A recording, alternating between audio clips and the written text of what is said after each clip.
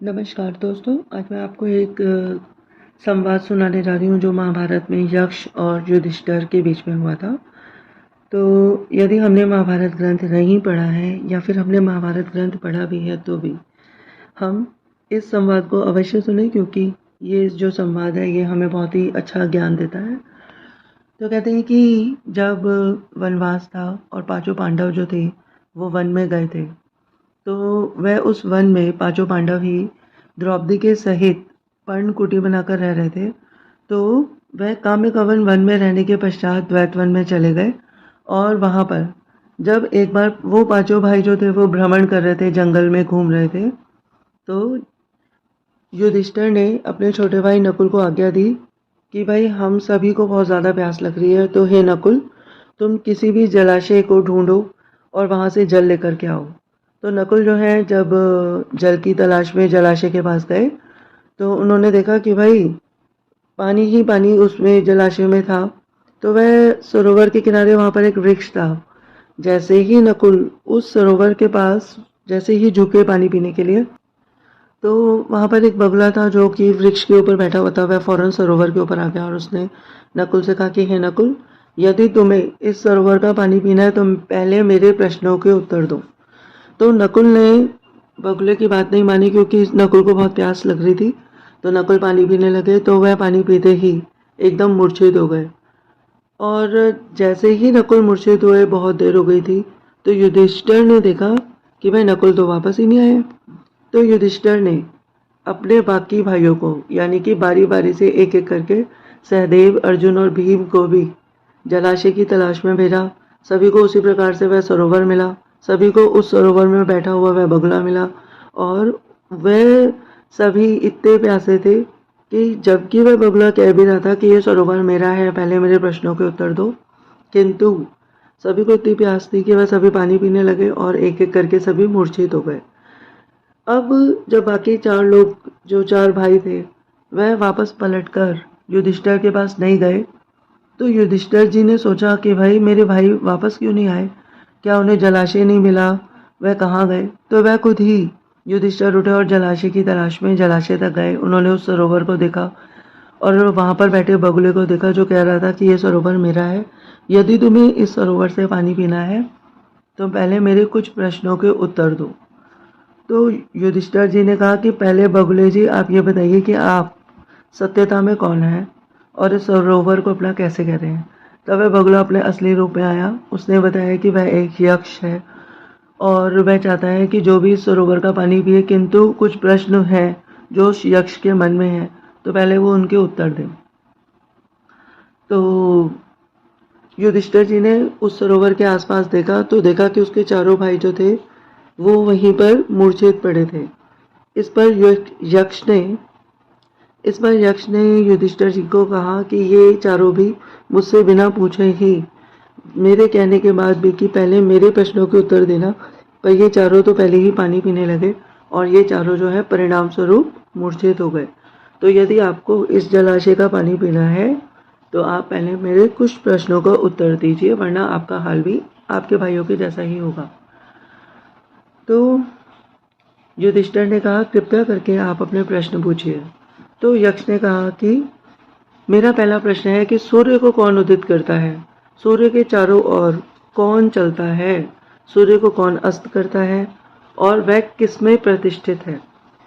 तो युधिष्ठिर ने इस बात के उत्तर में कहा कि हे यक्ष, सूर्य को ब्रह्म उदित करता है, देवता उसके चारों ओर चक्कर लगाते हैं, धर्म सूर्य को अस्त कर देता है और सूर्य सत्य में प्रतिष्ठित है। अब यक्ष ने दूसरा प्रश्न पूछा कि मनुष्य श्रोत्रिय कैसे होता है और महत पद किसके द्वारा प्राप्त करता है, किसके द्वारा वह द्वितीयवान यानी कि ब्रह्मरूप होता है और किसके द्वारा वह बुद्धिमान हो जाता है। तो यहाँ पे जो श्रोत्रिय जो शब्द है, इसका अर्थ होता है कि अच्छा जो सुनता है, वो जो मनुष्य है वह अच्छी बातें कैसे सुन पाता है, अच्छी, और जो महत्वता का जो पद है उसे कैसे मिल जाता है, और वह भगवान के जैसा कैसे बन जाता है, और वह कौन मनुष्य होता है जिसमें बुद्धि जागृत हो जाती है। तो यक्ष के इस प्रश्न पर युधिष्ठिर जी ने ये उत्तर दिया कि भाई श्रुति के द्वारा जब मनुष्य ज़्यादा से ज़्यादा अच्छी से अच्छी बातों को ग्रहण करते हैं, ध्यान से सुनते हैं, तो वह श्रोत्रिय होते हैं। अब जो मनुष्य अच्छी से अच्छी बातों को सुनते हैं, जो श्रोत्रिय होते हैं, जो सुनेंगे, अरे वो ही तो अच्छा बोलेंगे, तो वह क्या करते हैं कि अच्छी अच्छी बातों को अपनी बुद्धि में ग्रहण कर लेते हैं। तो जब वह बातें उनकी स्मृति में रहती हैं, तो यदि कोई उनसे प्रश्न करता है तो वह उसके जो उत्तर हैं वो दे पाते हैं। तो वह जीवन में अपनी महत्वता यानी कि दूसरों की नज़रों में भी महत्व को प्राप्त करते हैं। और जब वह ऐसा तप करते हैं कि वो बहुत अच्छी अच्छी बातें हर वक्त करते हैं, तो वह द्वितीयवान हो जाते हैं। और ऐसा जो मनुष्य होता है वह बुद्धिमान हो जाता है, गुरुजनों की सेवा करता है, भगवान की सेवा करता है, तो और भी ज़्यादा बुद्धिमान हो जाता है। अब यक्ष ने तीसरा प्रश्न किया कि ब्राह्मणों में देवत्व क्या है और सत्य पुरुषों जैसा धर्म क्या है, मानुषी भाव क्या होता है और असत्य पुरुषों का सा आचरण क्या होता है। तो इस पर युधिष्ठिर ने कहा कि वेदों का जो स्वाध्याय ही ब्राह्मणों में देवत्व है।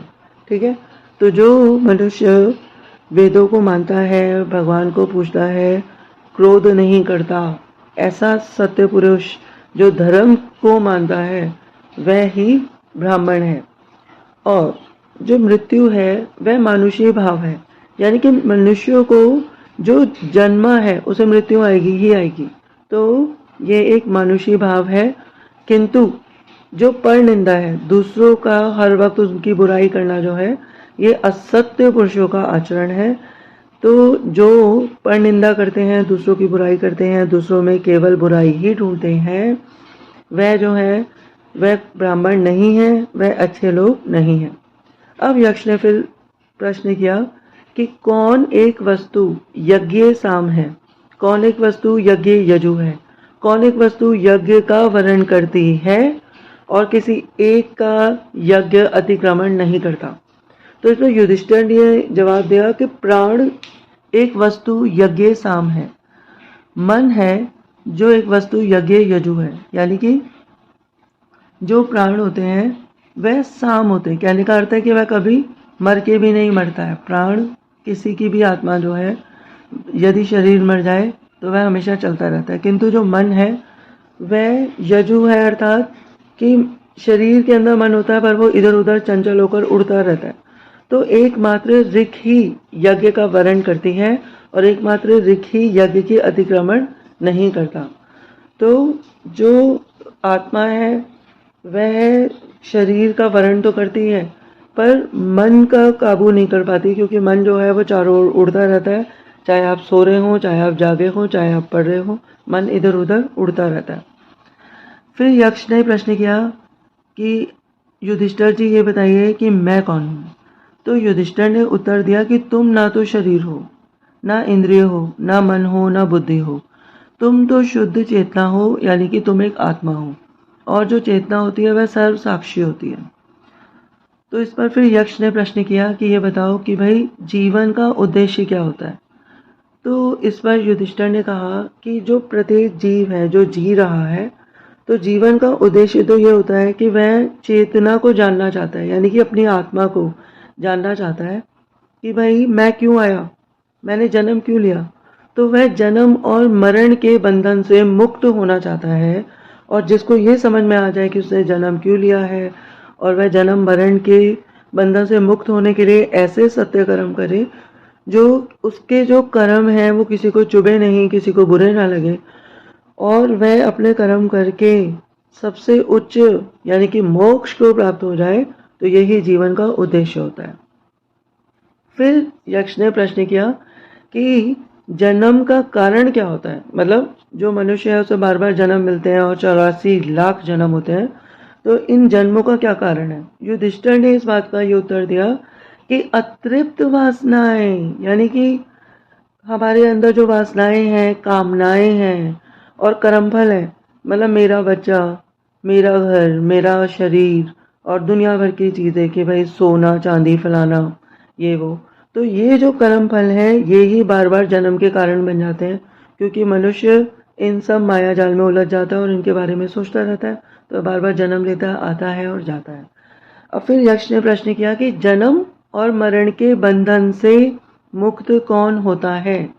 तो युधिष्ठिर ने इस बात का उत्तर दिया कि अरे भाई, जन्म और मरण के बंधन से मुक्त केवल वो होते हैं जो इस बात को समझ लेते हैं कि हम आत्मा हैं, जो अपने आप को आत्मा स्वरूप मान लेते हैं, जो सब में, हर जीव में अपना रूप देखते हैं कि जिस प्रकार मुझे प्यास लगती है या मुझे भूख लगती है तो औरों को भी उसी प्रकार भूख और प्यास लगती है।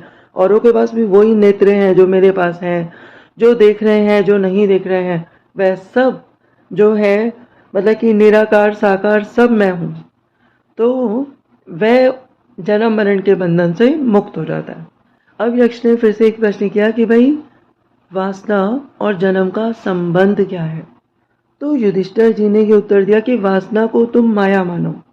तो माया का अर्थ होता है मेरा घर, मेरे बच्चे, मेरा शरीर, सोना चांदी, ये वो। तो उन्होंने कहा कि जो वासना है, तो जैसी आपकी वासना होगी वैसा ही आपका जन्म होगा। यदि आपकी मृत्यु के समय जो वासनाएं, आपकी इच्छाएं आपके बच्चों में, पति में, भाई बहन में रह जाएगी या आपके घर में रह जाएगी, तो आपकी वासनाएं यदि किसी पशु में रह जाएगी, आपकी जो कर्म बंधन, आपकी हरकतें जो हैं वो कहीं ना कहीं बहुत नीच होंगी, तो हम बार बार नीच से नीच योनि में, यानी कि पशु पक्षियों में भी पैदा हो सकते हैं। यदि हमारी वासनाएं उच्च होंगी तो हम मनुष्य में पैदा हो सकते हैं। किंतु यदि हमारी जो वासना है वह आत्मा को जानने की होगी, भगवान को जानने की होगी, तो हम मोक्ष को प्राप्त हो जाएंगे। तो वासना और जन्म में ये ही संबंध है कि मनुष्य की जैसी वासना होती है उसका वैसा ही जन्म होता है। अब यक्ष ने प्रश्न किया कि भाई, संसार में दुख क्यों है? तो युधिष्ठिर ने इस बात का उत्तर दिया कि भाई, संसार में दुखों के कारण है लालच, स्वार्थ और भय। जब मनुष्य बहुत ज़्यादा लालच करता है तो वह दुखी होता है। जब वह हर किसी से स्वार्थ रखता है, अपनी पत्नी से, बीवी से, बच्चों से, अपने माता पिता से, तो वह दुखी हो जाता है। जब उसके मन में भय रहता है, यानी कि भय वो कई प्रकार का होता है कि भाई मेरा सामान ना लूट जाए, मेरा जो है सोना चांदी, मेरा घर ना लूट जाए, तो इस प्रकार के जब वह भय रखता है तो भी वह दुखी रहता है। अब यक्ष ने प्रश्न किया, तो फिर ईश्वर ने दुख की रचना ही क्यों की है? तो युधिष्ठिर ने इस बात का ये उत्तर दिया कि ईश्वर ने तो संसार की रचना की है। अब जो मनुष्य है वह अपने विचार और अपने कर्मों से दुख और सुख की रचना स्वयं कर लेता है और कर्म बंधन में फंस जाता है। तो ईश्वर ने दुख की रचना नहीं की, दुख की रचना तो स्वयं मनुष्य करता है। तो अब यक्ष ने अगला प्रश्न युधिष्ठिर जी से किया। उसने कहा कि क्या ईश्वर है? कौन है ईश्वर? क्या वह स्त्री है या फिर वह पुरुष है? तो युधिष्ठिर ने इस बात का यह उत्तर दिया कि भाई, जो कारण के बिना कोई कार्य यहाँ पर होता ही नहीं है। तो यानी कि आप कर्म करते हैं, उसी प्रकार से आपको मनुष्य जीवन या फिर पशु पक्षी का जीवन मिलता है। तो आपने कर्म किए तो वह जो आपके कर्म है वह कारण बने, और उन कारणों के कारण आपका जन्म हुआ। तो कारण के बिना तो कार्य नहीं है। तो ये जो संसार है उसका जो अस्तित्व है वह सिर्फ कर्म बंधन का ही प्रमाण है। यानी कि तुम जो हो वो तुम्हारे कर्म का कारण है ना? तो तुम हो इसलिए ईश्वर भी है। यानी कि जब तुम पैदा होते हो तो तुम्हारे साथ ईश्वर तुम्हारी आत्मा में आकर पैदा हो जाता है। लोग कहते हैं कि क्या भगवान सबके ही हिसाब किताब लिख रहे हैं? सबके हिसाब किताब जो भगवान लिख रहे हैं वो एक्चुअली आपके अंदर बैठी सत्ता, आपकी आत्मा में बैठकर लिख रहे हैं। तो आप क्या क्या करते हैं वह भगवान लिख रहे हैं कि आपने पंच तत्व के साथ, यानी कि आप जिस शरीर में आए आपने उसके साथ कैसा भोग किया, उसके साथ आप कैसे चले, आपने अच्छा किया बुरा किया, वह आपकी आत्मा में बैठकर लिख रहे हैं। तो आपका कारण आप स्वयं हैं। तो वह ईश्वर न स्त्री है न पुरुष है। आप स्त्री बन के आइए तो वो स्त्री है, आप पुरुष बन के आइए तो वह आत्मा आपकी पुरुष है। आप जिस योनि में आएंगे, आप जानवर, पशु, पक्षी जो बनकर आए वह आपके साथ है। आप निराकार हैं तो भी वो आपके साथ है, आप साकार हैं तो भी वो आपके साथ है, क्योंकि पंच तत्व की ये पूरी धरती है और जो भगवान है पंच तत्व ही भगवान है। तो वह पूरे उसमें समाये हुए हैं, पूरी प्रकृति में समाये हुए हैं। आप जो करेंगे वो देख रहे हैं। अब यक्ष ने फिर प्रश्न किया कि ईश्वर का स्वरूप क्या होता है? तो इस पर युधिष्ठिर जी ने बहुत ही अच्छा जवाब दिया, बहुत अच्छा सा उत्तर दिया। उन्होंने कहा कि भाई ईश्वर का स्वरूप है सत्य चित्त आनंद। तो इसका अर्थ ये होता है कि हम सब जानते हैं कि जो हमारे दिल हमारे अंदर हम सब के अंदर जो हृदय है उसके 3 चैम्बर्स होते हैं, 3 हमारे हृदय के टुकड़े होते हैं। तो ऐसा कहा जाता है कि वह जो तीनों हैं वो कौन है? ब्रह्मा विष्णु महेश, है ना? तो यानी कि ब्रह्म, ब्रह्म यानी आत्मस्वरूप, विष्णु यानी कि जो हमारे अंदर जो रज चल रहा है, खून चल रहा है, माया है, वो सब विष्णु है। और जो शिव है वो हमारे अंदर शरीर का रूप है। तो क्या ब्रह्म हो गया सत्य और विष्णु हो गए चित्त और जो आनंद है वो शिव है। तो सत्य चित्त आनंद ये निराकार ही सभी रूपों में अपने आप को स्वयं को व्यक्त करता है। तो हम निराकार हों या साकार हो, यानी अगर हम आत्मा के रूप में होंगे तो भी हम सब कुछ देख सकते हैं, किंतु यदि हम किसी साकार रूप में हैं, पशु पक्षी मनुष्य रूप में हैं, तो भी हम सब कुछ देख सकते हैं और खा पी भी सकते हैं। अब फिर यक्ष ने प्रश्न किया कि भाई अनाकार यानी कि जो निराकार है वह स्वयं करता ही क्या है? मतलब निराकार का अर्थ है यहाँ पर कि जो भगवान है वह क्या करते हैं? तो यहाँ पे जो युधिष्ठिर जी हैं उन्होंने उत्तर दिया कि भाई ईश्वर संसार की रचना करते हैं, संसार का पालन और संहार भी कर देते हैं। यानी कि जो प्रकृति है, पंच प्रकृति ही संसार को पालती है और संसार का संहार यानी संसार को खत्म भी कर देती है। फिर यक्ष ने प्रश्न किया कि यदि ईश्वर ने संसार की रचना की है तो फिर ईश्वर की रचना किसने की? तो इस पर युधिष्ठिर ने उत्तर दिया कि अरे भाई जो ईश्वर है, जो प्रकृति है, वह अजन्मा अमृत है और वह अकारण है। यानी कि ये प्रकृति मिट के भी नहीं मिटती है। जिस प्रकार से जो आत्मा है वह शरीर छोड़ देती है किंतु हमेशा जीवित रहती है। तो कहते हैं कि यदि कोई मर जाता है तो क्या वह सत्यता में मर जाता है? वह नहीं मरता है। देखिए, आम इंसान समझते हैं कि यदि उनका कोई मर गया है तो अब वो मर गया तो वो उसको मतलब जाकर हिंदुओं में जैसे होता है कि भाई जलाते हैं, किंतु वह नहीं मरता, उसका समय मर जाता है। यानी अब जो वह निराकार रूप में आत्मा के रूप में तो वह बात करेगा, किंतु बाकी सब लोग उसके लिए मर चुके हैं। वह चाहे जिंदा हो पर वो उसकी बात नहीं सुन पाएंगे। तो वह जो मरा है उसका जो साधन था, उसका जो शरीर था वो उससे छिन गया है। तो इसलिए युधिष्ठिर ने कहा कि भाई जो शरीर है यानी कि जो आत्मा है वह अजन्मा अमृत है और वह अकारण है। अब यक्ष ने जो है वह अगला प्रश्न किया, युधिष्ठिर जी से पूछा कि भाई भाग्य क्या है? युधिष्ठिर ने कहा कि भाई हर क्रिया यानी कि आप जो भी काम करते हैं वही आपके भाग्य का परिणाम है। तो लोग कहते हैं कि भाई मेरा भाग्य अच्छा नहीं है। इसका अर्थ ये हुआ कि आपने जीवन में कोई अच्छा कार्य किया ही नहीं है और आप भाग्य को कोस रहे हैं, भाग्य के बारे में सोच रहे हैं। तो आप खुद देखिए ना, अब मैं आपको एक बात करती हूँ। जैसे मान लीजिए आपका बच्चा पढ़ता है, वो रोज रोज पढ़ रहा है। एक होता है कि भाई बस केवल परीक्षा के समय पे पढ़ना, एक होता है रोज रोज पढ़ना, मतलब कि हर दिन पढ़ रहे हैं। तो क्या होता है कि जब हम हर दिन पढ़ते हैं तो हमें उतना ज़्यादा जो है वो हमें काम समझ में आता है और वो बोझ नहीं बनता। किंतु जब हम पढ़ते ही नहीं है तो जो हमारा स्कूल का कार्य होता है वो भी हमारे सर पे बोझ बन जाता है। तो क्या होता है कि जो क्रिया है वह हमारे भाग्य का रूप हो जाती है। यानी कि जो बच्चा है जब उसका रिजल्ट आता है तो जो उसने मेहनत की थी वो ही रंग लाती है। केवल उसी प्रकार से जो हमने जीवन में कार्य किया है, यानी कि रात में दिन में जो अच्छे कार्य हमने अच्छे श्रोताओं की तरह हर किसी की बात अच्छी अच्छी बातें जीवन में ली थी, तो वह जो बात है वह ही हमारा भाग्य बन जाती है। किंतु यदि हम अच्छी बातों को नहीं लेते हैं, जीवन में समय को वेस्ट करते हैं, सोते रहते हैं और बिल्कुल जानवर की तरह कभी सोए कभी उठे, खाना खाया और अपने जीवन को महत्व नहीं देते, तो क्या होता है? तो हमारा भाग्य बुरा हो जाता है। तो जो हमारा आज का प्रयत्न है कि हमें अपना आज सुधारना है, जो आज है बस उसी को सुधार लो, कल अपने आप संवर जाएगा, वह ही हमारा भाग्य है।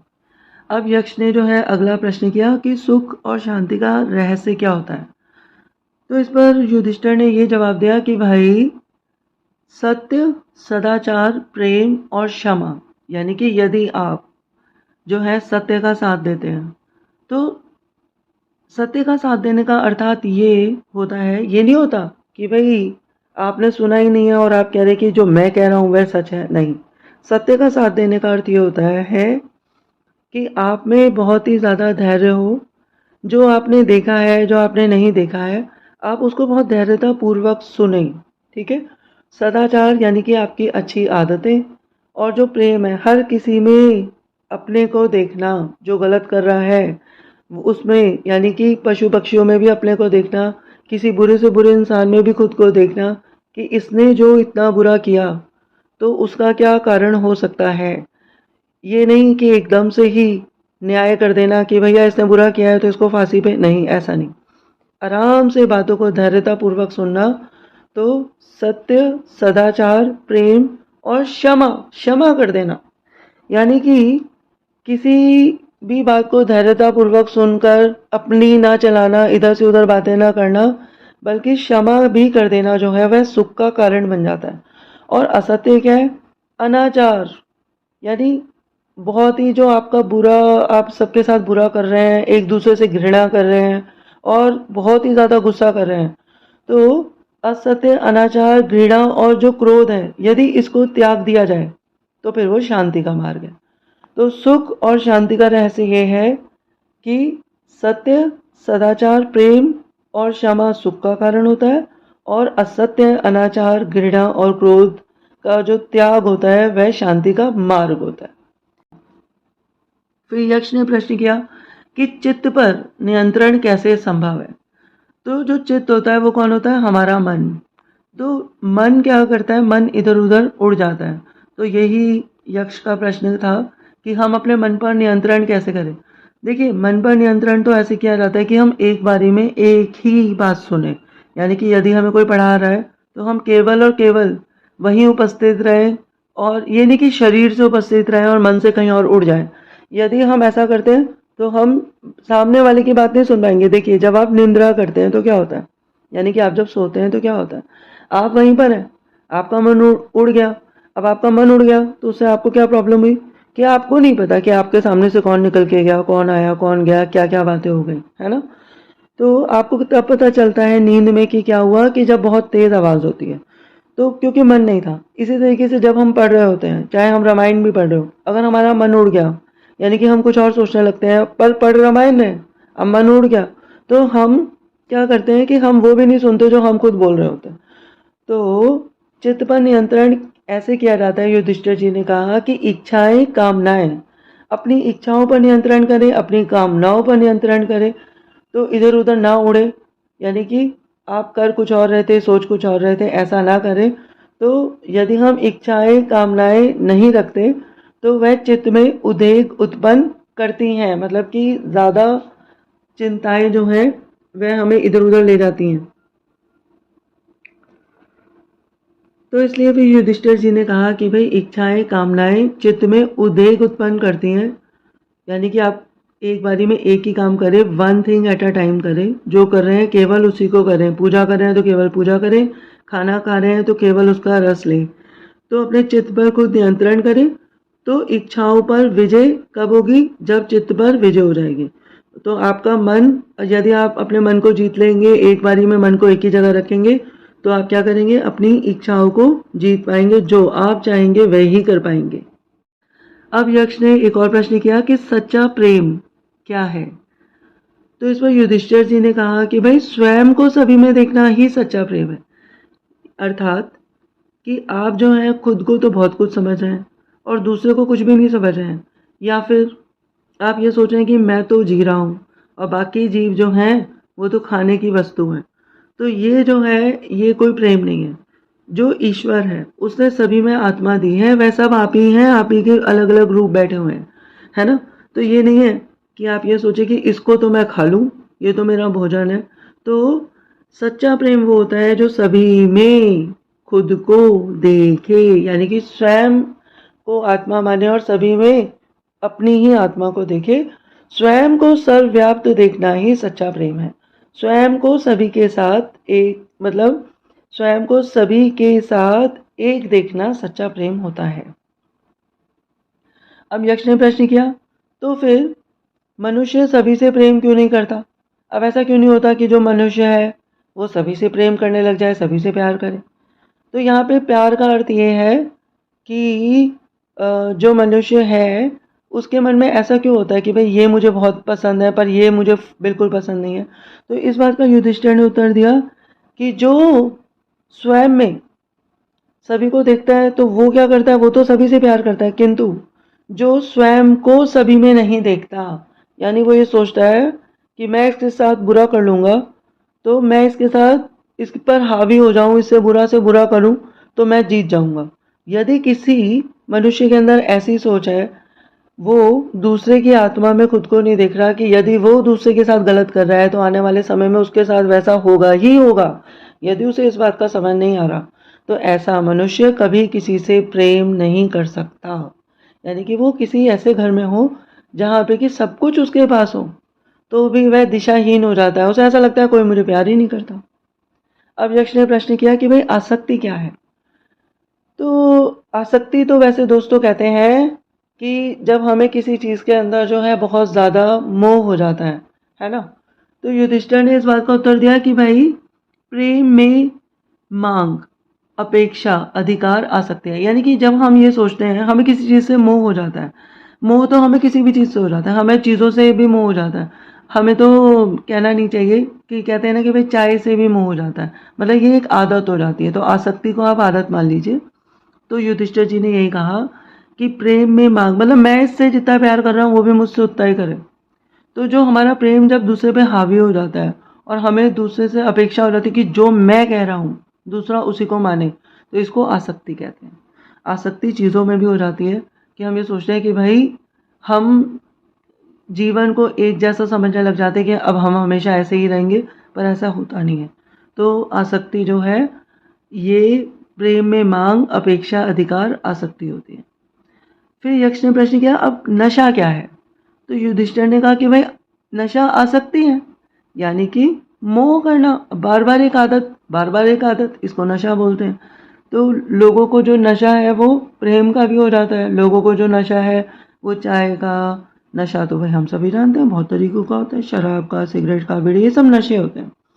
तो नशा जो है वह धन कमाने का भी होता है और जो नशा है वह ज्ञान पाने का भी होता है, तो इसको आसक्ति कहते हैं। तो ज्ञान पाने का जो नशा है वह तो हमें बहुत ही उच्च राह पे ले जाता है ना, किंतु जो बाकी नशे हैं वो हमें बिल्कुल नीचे ले जाते हैं। अब फिर यक्ष ने प्रश्न किया कि भाई मुक्ति क्या है। तो इस पर युधिष्ठिर ने जवाब दिया कि भाई अनासक्ति, यानी कि जो आसक्ति के विपरीत है वही मुक्ति है। अब देखो मुक्ति क्या होती है, यानी हमें किसी से भी आसक्ति नहीं है, हमें किसी से भी किसी भी प्रकार का मोह लालच नहीं है, हमें अपने शरीर से भी लालच नहीं है। हमें पता है कि हमें एक दिन मर जाना है, तो ये नहीं है कि अब हम उसकी चिंता किए जा रहे हैं।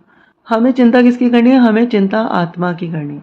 हमें पता है ये जो जीवन है वो हमेशा एक सा नहीं चलेगा, वो एक एक दिन करके जीवन घट रहा है, बढ़ नहीं रहा। हमारी जो उम्र है वह एक एक दिन करके घटती जा रही है, एक एक श्वास घट रहा है।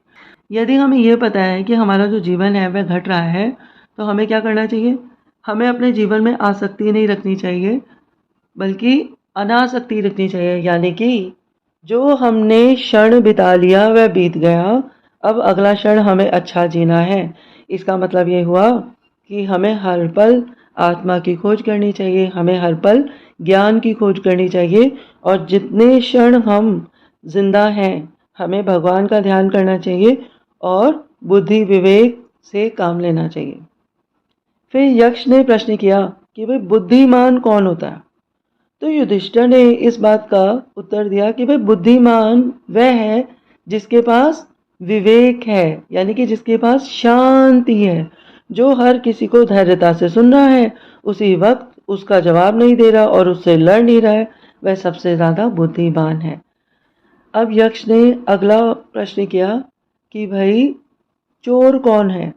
तो युधिष्ठिर ने कहा कि भाई इंद्रियों के आकर्षण, जो इंद्रियों को हर लेते हैं, चोर है।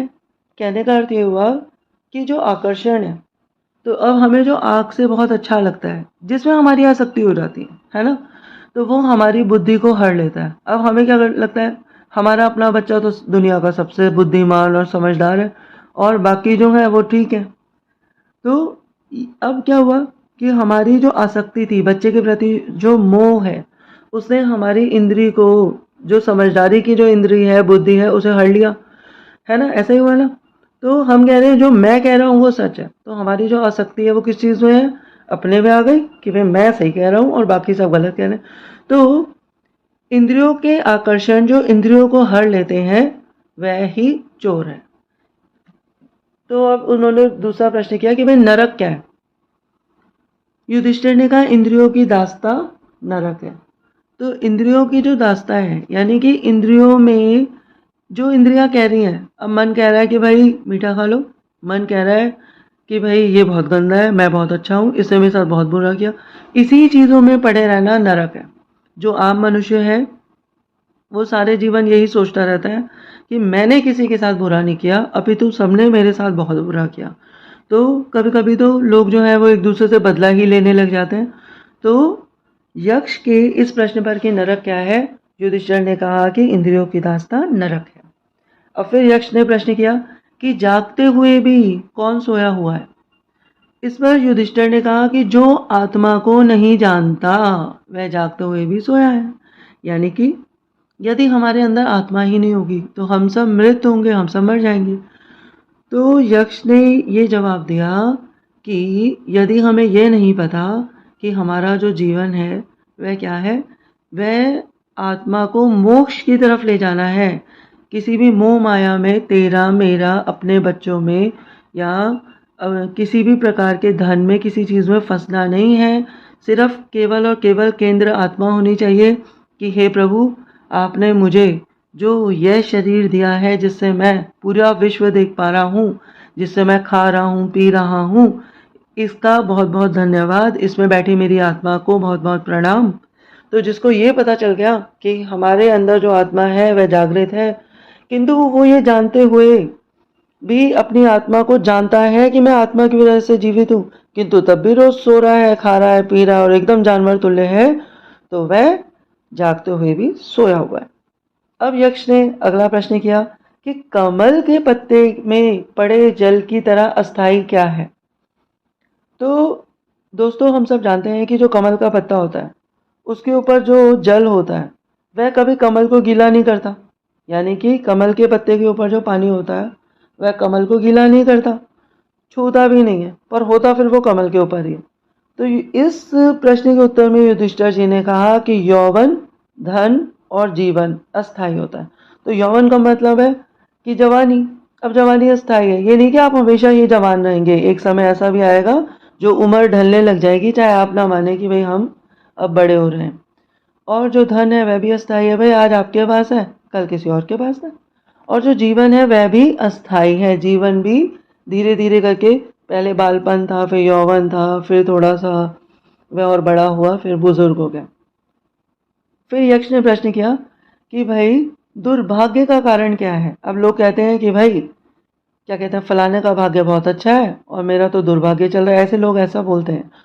तो युधिष्ठिर ने इस बात का जवाब दिया, मद और अहंकार, कि भैया मैं ही सबसे ज़्यादा धनवान हूँ या मेरी बात मानी जाए क्योंकि मैं सबसे ज़्यादा बुद्धिमान हूँ। तो ये जो मद होता है, अपने ऊपर जो अहंकार होता है, यही दुर्भाग्य का कारण हो जाता है। कोई युवा होता है तो उसे अपने ऊपर बड़ा घमंड होता है कि भैया मुझसे सुंदर कौन, या कोई कहता है मुझसे शक्तिशाली कौन, तो यही उसके दुर्भाग्य का कारण होता है। अब यक्ष ने फिर से प्रश्न किया कि सौभाग्य का क्या कारण है? तो युधिष्ठिर ने कहा कि भाई सत्संग और सबके प्रति मैत्री भाव। सत्संग का अर्थ है दोस्तों कि सत्य का संग करना, यानी कि अच्छी अच्छी बातों का संग करना। अब आपके पास कोई कथा है, आपके पास कोई अच्छी बात है, तो वो आप सब तक पहुंचा रहे हैं, तो इसको सत्संग बोलते हैं।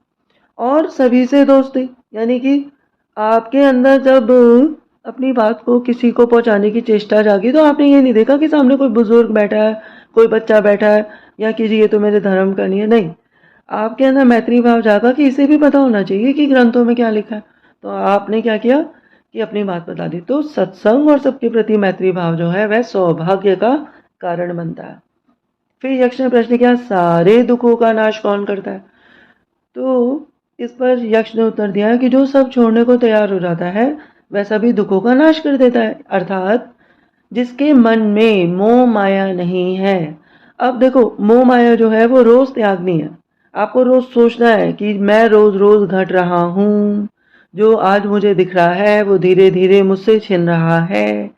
ये बात तो आप लिख लें कि धीरे धीरे उम्र घट रही है, जैसे जैसे बढ़ रही है आपका जीवन घट रहा है। तो आपको सब कुछ छोड़ने के लिए तैयार हो जाना चाहिए। आपको ये सोच लेना चाहिए कि जो आज मेरा है कल वो मेरा नहीं होगा। तो यदि हम सारी ही चीज़ों को छोड़ने लगेंगे तो हम अपने दुखों का नाश कर देंगे, किंतु यदि हम सारी चीज़ों को पकड़ कर बैठ जाएंगे तो हमारे दुखों का नाश नहीं होगा। हम ये सोचें कि भैया हम तो हर चीज़ पर बस हमारा ही जो है वो अधिकार है, तो ऐसा नहीं हो सकता। धीरे धीरे अधिकार अपने आप छूटते ही चले जाते हैं। अरे भाई, शरीर से अधिकार छूट जाते हैं, शरीर ही देखना सुनना बंद कर देता है, तो फिर चीज़ों की तो बात ही क्या है। तो फिर यक्ष ने प्रश्न किया कि भाई, मृत्यु प्रयत्न यातना कौन देता है? यानी कि जो जब मृत्यु हो जाती है या फिर मृत्यु के बराबर यातनाएं कौन देता है? जैसे लोग कहते हैं ना कि भैया हम तो मर ही गए इस काम करने में। तो युधिष्ठिर जी ने इस बात का उत्तर दिया कि गुप्त रूप से किया गया अपराध, यानी आप जो है किसी के लिए बुरा ही बुरा करते जा रहे हैं। तो ये आप जो किसी के साथ बुरा कर रहे हैं, आपके अंदर बैठी आत्मा जो आपके अंदर बैठी है, जिसकी वजह से आप जीवित हैं, वह आपको देख रही है, वह आपका अच्छा बुरा लिख रही है। तो वो जितने भी अपराध आप गुप्त रूप से कर रहे हैं वह ही आपको मृत्यु के बाद दुख देते हैं। और आपका मतलब कि आप स्वर्ग में जाएंगे या नरक में जाएंगे, आपका क्या जन्म होगा, ये भी इसी के ऊपर डिपेंड करता है कि आपने गुप्त रूप से यानी कि मन में कितना बुरा सोचा किसी के बारे में और सत्यता में किसी के बारे में कितना बुरा कर दिया। फिर यक्ष ने प्रश्न किया कि भाई, दिन रात किस बात का विचार करना चाहिए? तो इस पर युधिष्ठिर जी ने जवाब दिया कि भाई, दिन रात संसारिक सुखों की क्षण भंगुरता का विचार करना चाहिए। मतलब कि जो संसार के सुख हैं ये क्षण भंगुर है। यानी आज जो मैंने रसगुल्ला खाया और मुझे बड़ा मीठा लगा है, ये मेरा खत्म हो गया 5 मिनट बाद, अब मुझे उसका स्वाद नहीं आ रहा। यानी जो मेरे मुंह में रसगुल्ला था, जो मिठास थी, वो गले तक गई और समाप्त हो गई, है ना, पेट में गई, अब मीठे का स्वाद थोड़ा आ रहा है। तो कहने का अर्थ आता है कि हर चीज क्षण भंगुर है। आज मुझे जिस चीज से बहुत सुख मिल रहा है, आने वाले समय में उससे मुझे कोई सुख नहीं मिलेगा। अब मैं और अच्छी चीज की मांग करूंगा या करूंगी कि मैं मुझे इससे ज्यादा अच्छी चीज मिल जाए। तो अब यक्ष ने अगला प्रश्न किया कि संसार को कौन जीतता है? मतलब ऐसा कौन सा मनुष्य है जो संसार को ही जीत लेता है? इस पर युधिष्ठिर ने कहा कि भाई, जिस मनुष्य में सत्य और श्रद्धा है, यानी जो मनुष्य सत्य यानी कि जिसके अंदर धैर्य है किसी भी बात को सुनने की और किसी को भी क्षमा करने की, तो वह मनुष्य जिसमें सत्य है और श्रद्धा है, सब में अपने आप को देख रहा है, तो वो क्या कर रहा है, धैर्यता से सबको क्षमा भी कर रहा है किसी ने कोई गलती की है तो जिसमें सत्य है और श्रद्धा है वह संसार को जीत लेता है, प्रेम से जीत लेता है। तो अब यक्ष ने फिर प्रश्न किया कि भय से मुक्ति कैसे संभव है? यानी कि अब हमें भय है कि भाई हमसे कोई चीज़ छिन जाएगी। तो लोग कहते हैं ना कि भाई, मेरा पति, मेरा बेटा, मेरी बेटी, मेरा फलाना, मेरा ये वो। तो हमें क्या करना चाहिए? इसका उत्तर युधिष्ठिर जी ने दिया कि भाई, वैराग्य से मुक्ति संभव है। वैराग्य का मतलब है कि हम ये नहीं है कि हम साधु बन गए तो हमने सब कुछ छोड़ दिया और हम जो है वो क्या कहते हैं, माउंटेन्स में जाके, पहाड़ों में जाकर रहने लगे। नहीं, ऐसा नहीं है। सबके बीच में सबसे अलग रहना ही वैराग्य में मुक्ति का कारण बन जाता है। यानी कि हम सबके बीच में बैठे हैं, हम सत्संग भी कर रहे हैं, हम बच्चों के बीच में भी बैठे हैं, है ना। तो और हर चीज से अलग है, यानी कि हमें किसी भी चीज में मोह नहीं है कि भाई मुझे तो आज यही खाना है, इस चीज में भी मोह नहीं होना चाहिए, यही चाहिए, उस चीज में भी मोह नहीं होना चाहिए। तो ये भी एक वैराग्य है। और ये भी नहीं सोचना चाहिए कि हमसे बड़ा धार्मिक कोई इंसान नहीं है, इस बात को भी मतलब कि छोड़ दो। तो ये भी एक वैराग्य है, यानी कि हम यदि बहुत कुछ हो पर हम मन में सोचे हम कुछ भी नहीं है, क्योंकि सत्यता में हम कुछ भी नहीं है। ये जीवन, ये शरीर केवल हमें मिला है कुछ समय के लिए। अब फिर यक्ष ने प्रश्न किया कि भाई, मुक्त कौन है? तो युधिष्ठिर ने कहा कि जो अज्ञान से परे है वह मुक्त है। जैसे कि एक बच्चा होता है, तो उसमें जो है ना वह अज्ञान से परे होता है। अब अज्ञानता क्या है? अज्ञानता तो मूर्खता है और ज्ञान जो है वो समझदारी है। तो जिसमें अच्छे बुरे की समझ नहीं है वह मुक्त है, जो किसी बंधन में नहीं है वह मुक्त है। तो यही उन्होंने युधिष्ठिर जी ने जवाब दिया कि भाई जो अज्ञान से परे है वह मुक्त है। अब यक्ष ने प्रश्न किया तो फिर अज्ञान क्या है? तो युधिष्ठिर ने कहा कि भाई आत्मज्ञान का अभाव, यानी आत्मज्ञान का अभाव का अर्थ है कि जिसे अपना ही नहीं पता कि मैं जो पैदा हुआ हूँ, मैं अपने आप को जानने के लिए पैदा हुआ हूँ, अपनी आत्मा को परमात्मा में मिलाने के लिए पैदा हुआ हूँ। उसे अपना तो पता ही नहीं है। उसे तो ये पता है कि भैया अब जो उसके पेरेंट्स ने उसका नाम रख दिया, माता पिता ने जो भी उसका नाम रख दिया, तो वो ये सोचता है मैं तो यही हूँ और मैं जो हूँ इतना धनवान हूँ या मैं अब इतना गरीब हूँ, मेरा भाग्य खराब है, ये है वो है, या भाग्य बहुत अच्छा है। तो जिसमें आत्मज्ञान का अभाव है वह सबसे बड़ा अज्ञानी है। और जिसमें आत्मज्ञान का अभाव नहीं है, जिसे पता है कि आत्मा जो है वो एक दिन परमात्मा में मिल जाएगी, शरीर क्षण भंगुर है, जल्दी खत्म हो जाएगा, तो इससे पहले कि शरीर खत्म हो हम ज्ञान को प्राप्त कर लें, वह ज्ञानी है। तो अब फिर यक्ष ने प्रश्न किया कि भाई दुखों से मुक्त कौन है? यानी कि दुख तो चारों ओर है, अब इन दुखों से मुक्त कौन है? तो युधिष्ठिर जी ने कहा कि भाई जो कभी क्रोध नहीं करता वो हर प्रकार के दुखों से मुक्त है। यानी कि जिसे अगर क्रोध आए तो वह क्रोध पर काबू कर ले, वह दुखों से मुक्त है। फिर यक्ष ने प्रश्न किया कि वह क्या है जो अस्तित्व में है और नहीं भी है? तो युधिष्ठिर जी ने उत्तर दिया कि भाई वो माया है, जो अस्तित्व में है भी और नहीं भी है। तो माया का मतलब होता है मोह, यानी कि सब कुछ मेरा है, मेरा बच्चा, मेरी माँ, मेरे पापा, मेरा ये, मेरा वो, मेरा घर। तो ये सब जो है ये माया है, क्योंकि कोई भी चीज़ किसी की नहीं होती। जैसे जिस क्षण वो इंसान मरता है वो शरीर भी उसका नहीं होता। तो इसका जो उत्तर था कि अस्तित्व में कौन सी चीज़ जो होती भी है और नहीं भी होती, तो युधिष्ठिर जी ने कहा वह माया है। छल, कपट, इंद्रिय जाल, ये सब माया है। यक्ष ने प्रश्न किया कि सूर्य किसकी आज्ञा से उदय होता है? तो युधिष्ठिर जी ने इस बात का जवाब दिया कि सूरज परमात्मा यानी कि ब्रह्म की आज्ञा से उदय होता है, भगवान की आज्ञा से उदय होता है। तो फिर यक्ष ने प्रश्न किया कि किसी का भी ब्राह्मण होना किस बात पर निर्भर करता है, उसके जन्म पर या शील स्वभाव पर? तो युधिष्ठिर ने इस बात का ये उत्तर दिया कि कुल या विद्या के कारण ब्राह्मणत्व को प्राप्त नहीं हो सकता। यानी कोई भी इंसान यदि ब्राह्मणों में पैदा हुआ है तो जरूरी नहीं है कि वह ब्राह्मण हो। तो ब्राह्मणत्व शील और स्वभाव पर ही निर्भर करता है। यानी कि यदि आप किसी भी कुल में पैदा हुए हैं और आप जो हैं, जो भी आप खाते हैं पीते हैं, आप ये सोचते हैं कि ये एक प्रकार का यज्ञ है, मैं प्रसाद खा रहा हूँ, मैं पहले भगवान को चढ़ा रहा हूँ, फिर मैं प्रसाद के रूप में इसे खा रहा हूँ, मैं किसी के साथ बुरा नहीं कर रहा, मैं सबकी आत्मा में स्वयं को देख रहा हूँ, स्वयं को सब में देख रहा हूँ। तो यदि किसी को ये बात समझ में आ जाती है कि हर जीव जंतु के अंदर जो आत्मा है वह खुद है, तो यही ब्राह्मणों की एक निशानी। तो जिसमें धैर्यता है, जिसमें सत्यता है, वह ही ब्राह्मण है। और जिसमें यदि वह ब्राह्मण है और फिर वो बुरे व्यसन कर रहा है, तो वो चाहे कितना ही पढ़ा लिखा हो, वह ब्राह्मण नहीं होता। तो फिर यक्ष ने प्रश्न किया कि मनुष्य का साथ कौन देता है? तो युधिष्ठिर ने कहा कि जो धैर्य है, यानी कि धीरज ही मनुष्य का साथी होता है। बुरे से बुरे समय पे यदि आपके अंदर धैर्य है, धीरज है, तो आप वह बुरा समय अच्छे से काट लेते हैं। तो इसलिए धैर्य और धीरज ही मनुष्य का साथी है। तो यक्ष ने प्रश्न किया कि भाई स्थायित्व किसे कहते हैं और धैर्य क्या है? स्नान किसे कहते हैं और दान का वास्तविक अर्थ क्या होता है? तो युधिष्ठिर ने कहा कि भाई धर्म स्थिर रहना ही स्थायित्व है। यानी कि धर्म को मानना कि भाई मुझे यह कार्य नहीं करना जो किसी का अनुचित कर दे, ऐसा कोई कार्य नहीं करना जिससे किसी दूसरे को पीड़ा पहुंचे। तो इस धर्म को मानना ही जो है वह क्या है? वह स्थिर है और स्थायित्व है। अपनी इंद्रियों पर नियंत्रण रखना धैर्य है। यानी मेरा बहुत मन कर रहा है कि मैं इस काम को, गलत काम को करूं, पर मैं अपने ऊपर नियंत्रण रखूं कि नहीं, यदि मैं इस गलत कार्य को करूंगा या करूंगी तो मैं कर्म बंधन में फंस जाऊंगी, मुझे ये नहीं करना है। तो इस बात को समझना धैर्य है।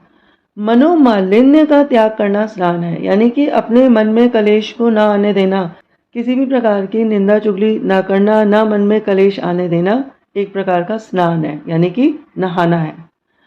और प्राणी मात्र की रक्षा का भाव ही वास्तव में दान है, यानी कि हर मनुष्य में, हर जीव जंतु में खुद को देखना और उसकी रक्षा करना एक प्रकार का दान है। तो हम क्या करते हैं, जैसे कि मनुष्य क्या करते हैं कि वह सोचते हैं मैं तो जी रहा हूँ और दूसरे जीव जंतुओं को खा लेते हैं। यदि हम उन जीव जंतुओं के जीवन को बख्श दें, यानी उन्हें भी जीने दें, तो वह भी एक प्रकार का दान है, ये कहा गया। फिर यक्ष ने प्रश्न किया कि कौन सा शास्त्र है जिसका अध्ययन करने से मनुष्य बुद्धिमान बन जाता है। तो युधिष्ठिर ने इस बात का उत्तर दिया कि कोई भी ऐसा शास्त्र नहीं है जिसको पढ़ने से मनुष्य बुद्धिमान बन जाए, जब तक कि जो मनुष्य है वह महान लोगों की संगति में ना बैठे। तो जो महान लोगों की संगति होती है वह मनुष्य को बुद्धिमान बना देती है। फिर यक्ष ने प्रश्न किया कि भाई आकाश से ऊंचा कौन होता है। तो युधिष्ठिर ने कहा कि भाई आकाश से ऊंचा पिता होते हैं। तो जो हमारे पिता होते हैं, जिस प्रकार जो आकाश है वो क्या है, वो हमारे ऊपर एक छतर छाया है, यानी कि उसने हमारे ऊपर एक छतर छाया बना रखे, हमें हर प्रकार के दुखों से बचा रखा है। उसी प्रकार से जो पिता हैं उनका होना ही एक प्रकार की छतर छाया है, वह हमें हर प्रकार के दुखों से सदा सदा बचा कर रखते हैं। फिर यक्ष ने प्रश्न किया कि हवा से भी तेज चलने वाला कौन है। तो युधिष्ठिर जी ने कहा कि भाई हवा से चलने वाला, हवा से भी तेज चलने वाला हमारा मन है, क्योंकि मन की गति हवा से तेज इसलिए होती है कि आप बैठे हैं ग्रंथ सुनने के लिए और आपका मन उड़ जाता है इधर से उधर, तो वह हवा से भी तेज चलता है। यक्ष ने प्रश्न किया कि घास से भी तुच्छ चीज क्या है। तो युधिष्ठिर ने जवाब दिया कि घास से भी तुच्छ चीज जो है वो चिंता है, क्योंकि चिंता जो है वह चिता समान होती है। यदि हम चिंता करते हैं तो हम अपने शरीर की आयु घटाते रहते हैं। फिर यक्ष ने प्रश्न किया कि विदेश जाने वाले का साथी कौन होता है। तो इस पर युधिष्ठिर ने जवाब दिया कि भाई विदेश जाने वाले का साथी केवल और केवल विद्या होती है, यानी आपकी जो पढ़ाई है या आपने जो विद्या, जो भी आपने विद्या का धन इकट्ठा कर रखा है, अपनी बुद्धि को जो इकट्ठा कर रखा है, अच्छे अच्छे विचारों को इकट्ठा कर रखा है, वही आपका साथी है। फिर यक्ष ने प्रश्न किया कि घर में रहने वाले का साथी कौन होता है। तो इस पर युधिष्ठिर ने उत्तर दिया कि घर में रहने वाले का साथी उसकी अपनी पत्नी होती है। फिर जो है वह यक्ष ने प्रश्न किया कि मरणासन वृद्ध का मित्र कौन होता है, यानी कि कोई वृद्ध इंसान है, कोई बूढ़ा इंसान है जो मरने वाला है, तो उसका साथी कौन होगा। तो युधिष्ठिर ने कहा कि दान, जो उस मनुष्य ने जीते जी जितने भी दान किए होंगे, केवल और केवल जब वह मर जाएगा तो मृत्यु के बाद अकेले चलने वाले उस जीव के साथ कौन होंगे, उसके दान उसके साथ चलेंगे। फिर यक्ष ने प्रश्न किया कि बर्तनों में सबसे बड़ा बर्तन कौन सा है।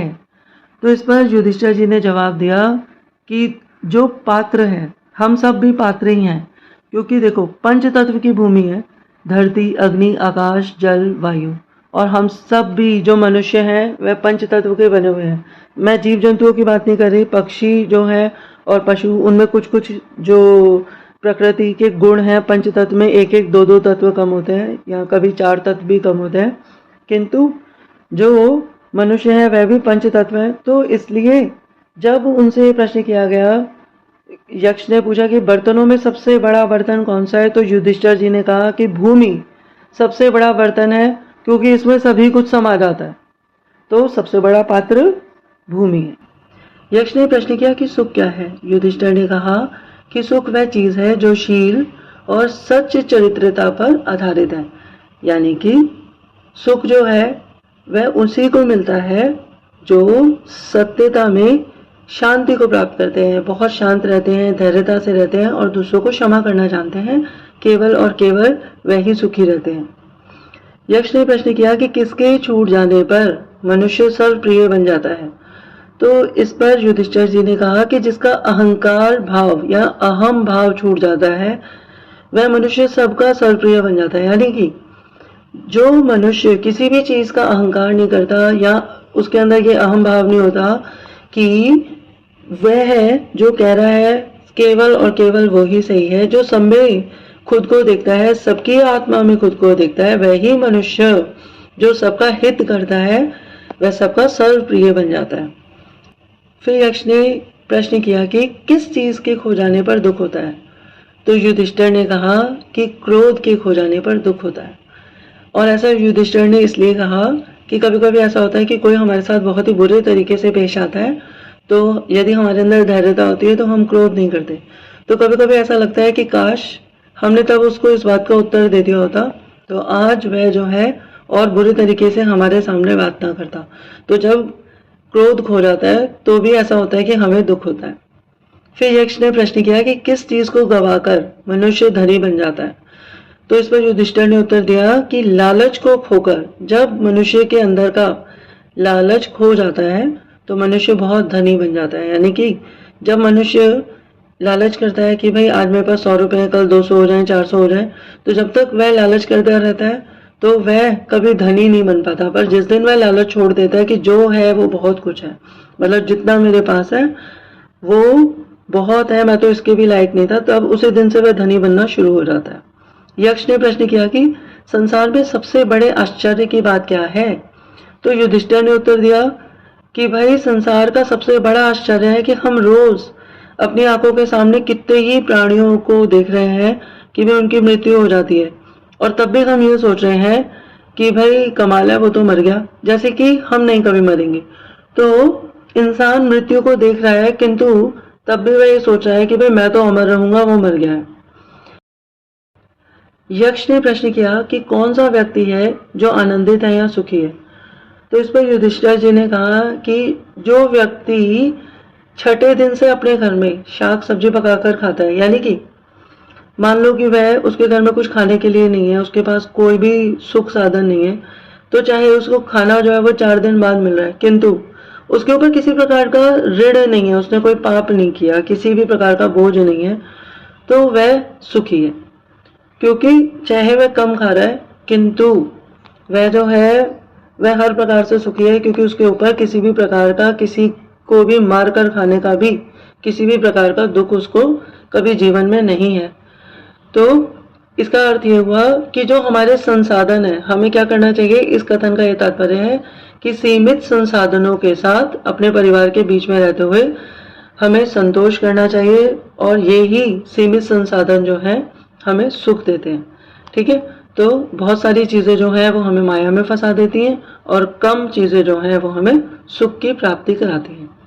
अब यक्ष ने प्रश्न किया कि इस सृष्टि का सबसे बड़ा आश्चर्य क्या है? तो इस पर युधिष्ठिर जी ने कहा कि यहाँ इस लोक से जीवधारी प्रतिदिन यमलोक को प्रस्थान करते हैं। तो जितने भी लोग जीवित हैं उनमें से बहुत लोग हैं जो रोज मर रहे हैं। तो यानी कि सभी को पता है कि एक ना एक दिन हम सभी मर जाएंगे, फिर भी जो यहाँ पर बचे रह जाते हैं वह ये सोचते हैं कि भाई हम तो कभी नहीं मरेंगे, हम तो यहीं टिके रहेंगे। ये सबसे बड़ा आश्चर्य है, क्योंकि लोग ये नहीं समझते कि भाई जो पैदा हुआ है वो एक ना एक दिन मरेगा भी। तो जो मृत्यु है वह उसको नहीं समझ पाते, और वह जो मर गया है उसके लिए रोने लग जाते हैं। तो ये जो मृत्यु है वो एक दिन सभी को ग्रास बना लेगी अपना। इसलिए यही सृष्टि का सबसे बड़ा आश्चर्य है कि लोग सोचते हैं वो मर गया किंतु ये मेरे साथ नहीं होगा, या अभी तो हो नहीं रहा तो मैं तो जिंदा ही हूँ। यक्ष ने प्रश्न किया कि जीवन जीने का सही मार्ग कौन सा है? तो इस पर युधिष्ठिर जी ने कहा कि भाई जीवन जीने का सही मार्ग है कि माया जाल में ना फंसना, आसक्ति किसी भी प्रकार की ना रखना, सबकी आत्मा में स्वयं को देखना, यही जीवन जीने का सही तरीका है। और सबको क्षमा करना और किसी भी प्रकार का बोझ ना रखना, किसी भी प्रकार के कर्म बंधन में नहीं पड़ना ही जो है वह जीवन जीने का सही मार्ग है। फिर यक्ष ने प्रश्न किया कि रोचक वार्ता क्या है? तो इस पर युधिष्ठिर जी ने कहा कि रोचक वार्ता तो ये है कि जो काल है, यानी कि निरंतर जो सूर्य है, सूर्य रूपी अग्नि रात दिन क्या कर रही है? ईंधन में हम सबको तपाई जा रही है। यानी कि हम दिन रात इस सूर्य रूपी अग्नि में ऐसा लगता है कि जैसे जो ऋतुएं हैं वो महीने और ऋतुएं कलछे से उलट रही हैं, पलट रही हैं, और जीवधारी जो हैं वो रोज पक रहे हैं। तो यानी कि रात दिन मास ऋतुओं के साथ प्राणी वृंद जो है वो जीवन में उथल पुथल हो रही है। तो प्राणी धन काल के हाथ के द्वारा पकाए जा रहे हैं, है ना। तो एक ना एक दिन ये जो काल का गाल है वो सब को खा जाएगा, सब उसमें समा जाएंगे। यही जो है ये एक रोचक वार्ता है कि भाई दिन भर दिन हम लोग घट रहे हैं और हम सोच रहे हैं कि हम बढ़ रहे हैं। तो इस प्रकार यक्ष ने युधिष्ठिर से और भी अनेक प्रश्न किए। युधिष्ठिर ने उन सभी प्रश्नों के उचित उत्तर दिए। युधिष्ठिर के वचन सुनते ही यक्ष बहुत ही प्रसन्न हो गया और वह यक्ष कहने लगा कि हे युधिष्ठिर, मैं तुम्हारे सभी भाइयों को जीवित करता हूँ। और इतना कहते ही जब युधिष्ठिर के चारों भाई जीवित हो गए तो यक्ष जो थे वह धर्मराज में परिवर्तित हो गए। उन्होंने कहा कि पुत्र युधिष्ठिर, मैं ही तुम्हारा पिता धर्मराज हूँ। युधिष्ठिर ने अपने पिता धर्म के चरण स्पर्श किए और उनका आशीर्वाद लिया। फिर धर्म ने कहा कि वत्स, मैं तुमसे बहुत प्रसन्न हूँ, इसलिए तुम मुझसे अपनी इच्छा अनुसार वर मांग लो। युधिष्ठिर बोले, हे तात, हमारा 12 वर्षों का वनवास पूर्ण हो रहा है और हम 1 वर्ष के लिए अज्ञातवास में जाने वाले हैं। अतः आप हमें वर दीजिए कि अज्ञातवास में कोई भी हमें ना पहचान सके। साथ ही मुझे वर दीजिए कि मेरी वृत्ति सदा आप अर्थात धर्म में लगी रहे, मेरा जो मन है सदा सदा धर्म में ही रहे। धर्मराज ने जब पुत्र युधिष्ठिर की बात सुनी तो उन्होंने तथास्तु बोला और इतना कहते ही पिता धर्मराज वहां से अंतर ध्यान हो गए। दोस्तों, ये वो प्रश्न थे जो धर्मराज जी ने युधिष्ठिर जी से पूछे थे और युधिष्ठिर जी ने उनके उत्तर दिए थे। इन प्रश्नों के उत्तरों को मैंने और सरल भाषा में आप लोगों को समझाने की कोशिश की। दोस्तों, मुझे लगता है कि हमारे मन में भी यही प्रश्न अक्सर चलते रहते हैं, क्योंकि जितने भी लोग धर्म को मानते हैं वह सब जानते हैं कि वह आत्मा है और उनके मन में ये प्रश्न ज़रूर आता है कि हम कौन हैं और हम कहाँ से आए हैं। तो इन प्रश्नों का सभी जो उत्तर था वह हमें युधिष्ठिर जी ने दिया। आप सब लोगों ने मुझे बहुत ही प्रेम पूर्वक सुना। आपके अंदर बैठी आत्मा, आपकी ऊर्जा शक्ति को मेरा बारंबार प्रणाम है। आप सभी का बहुत बहुत धन्यवाद, बहुत बहुत धन्यवाद।